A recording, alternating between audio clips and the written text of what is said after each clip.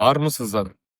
Елордадағы Абай мектебінде 3 жылдан бері оқушыларға Абайдың поэмаларын жаттатқызып келе жатқан Абай сыйы жеңімпазы, маған 45 қара сөзді жаттатқызған жетекшім Әйгерім Біржанқызымен сұхбаттасуды жөн көрдім.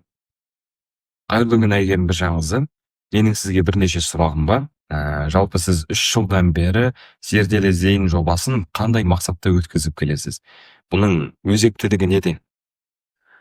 Қазіргі уақытта көптеген оқушылар қазақ әдебиеті пәнінен көркем шығармадан үзінділерді жатқа айтуға, мәнерлеп айтуға, мазмұндап айтуға, тіпті өз ойын еркін айтуға қиналады. Осы олқылықтарды жою мақсатында Абай Құнанбайұлының қара сөздері мен поэзиялық шығармаларын шешендік сөзделіп жаттатқызып келе жатырмын. Жоба мақсаты оқушылардың есте сақтау қабілеттерін дамыту, көркемдеп, мәнерлеп, мазмұндап айтуға үйрету және Абай шығармалары арқылы ұлттық құндылықтарды дәріптеу. Бұл жай жаттау емес, бұл түсінік жаттау. Жаттаған шығарманы күнделікті өмірде, сабақта, түрлі сайыстарда, түрлі жағдайларда орынды қолдануды үйренеді. Поэма көлемді әрі көркем шығарма болғандықтан тілдік оралымдарға бай. Синонимдер, тұрақты сөз тіркестері көптеп кездеседі. Сөздік қорды дамытуға әсері мол. Ұзақ мәтінді жаттау барысында оқушылардың логикалық ойлау қабілеттерімен байланыстыру қабілеті жақсы дамиды екен. Поэманы жаттаған оқушыға кез келген өлеңді жаттау, шаш топта сөз сөйлеу, эссе жазу ешқандай қиындық тудырмайды. Ғалымдар арасында қисса дастан жаттаған оқушы математика мен өзге тілдерді жылдам үйренеді деген пікірлер бар. Енді өзіңіздің ең тиімді деп санайтын әдістеріңіз туралы айтып берсеңіз. Әдістерді 3 топқа бөлдім: жаттауға дейінгі, жаттау барысындағы және жаттаудан кейінгі әдістер. Алдымен поэма мазмұнымен таныстырып, сөздікпен жұмыс жасап, идеясын талдап, мәнерлеп оқытып алдым. Жаттау процесін ойынға айналдырып, сахналық қойылымдар, топтық жаттау әдістері сияқты әдістерді қолдандым. Ескендір Масғұт поэмаларын бір шумақ бір күн әдісі бойынша жаттаттым. Жаттап болғаннан кейін жадыны жаттықтыру мақсатында бірнеше апта бойы поэманы түрлі әдістермен қайталаттым.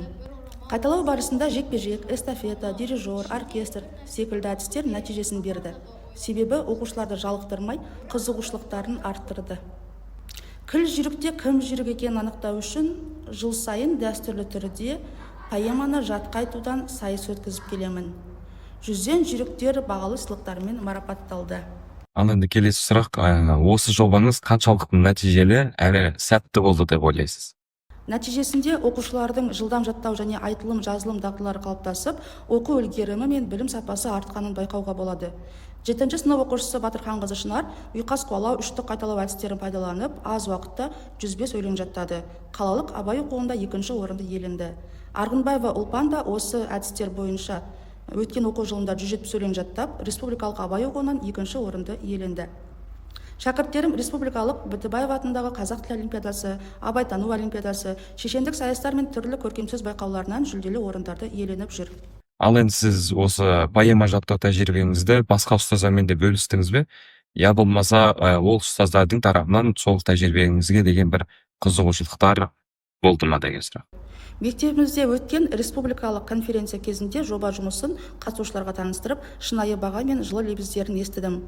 Осы конференцияда белгілі абайтанушы ғалым, профессор Тұрсын Жұртбай атамыз оқушыларға жылы лебізін білдіріп, батасын берді. Күні ескендір қанша болды, жақсы әлем 21-ге толды, өз жұрты аз көріліп жөндеріне жақсы даусын сенің.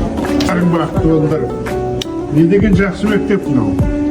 Мен немеремді осында берсем бе екен. Жүрсім керек, жексе төс қағыстырайық. Рахмет балаларым. Сәлем Аяна.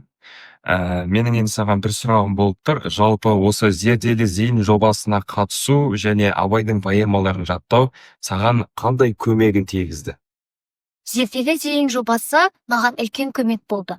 Мен актерлік шеберлікке қатысамын. Сондықтан рөлге ену, кейіпкердің мінезін ашу, оның сөзін түсініп, жүрекпен қабылдап жаттау мен үшін өте маңызды.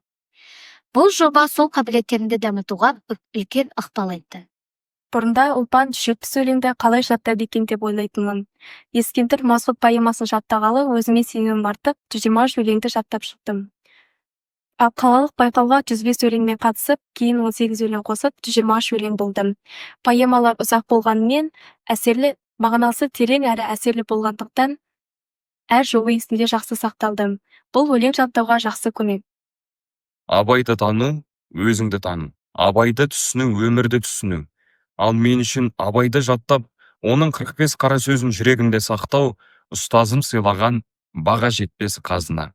Зерделі зейін жобасы ғұмырлы жоба болсын.